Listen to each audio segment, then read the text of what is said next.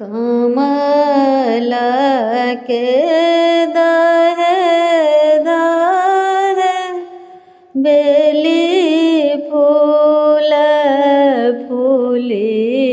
गेल और फूलल कचनार हे कमल के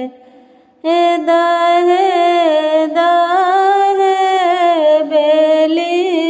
फूल फूली गेल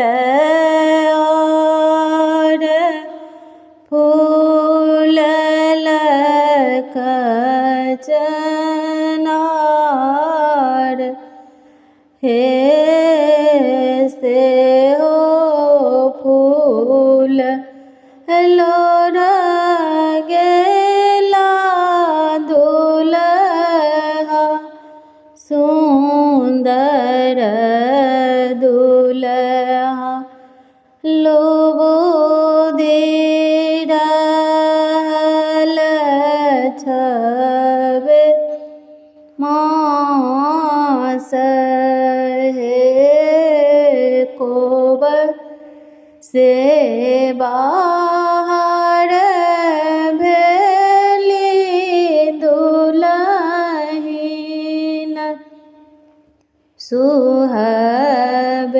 सुहबेन साँझ रानी नोर किए मोन पड़ल पुतहु माए बाप रजवा के मोन पड़ल छोट भाई हे नहीं मोन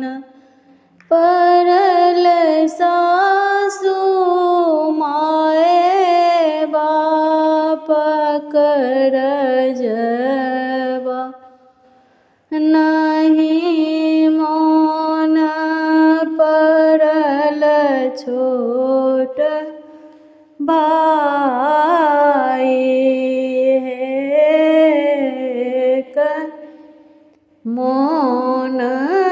पड़ल सासु अहीं केर बेटवा जाहि बिनु लगै उदास हे जुगे जुगे जीवतु दुल्हा सुंदर दुल्हा दुल्हन सुहबेक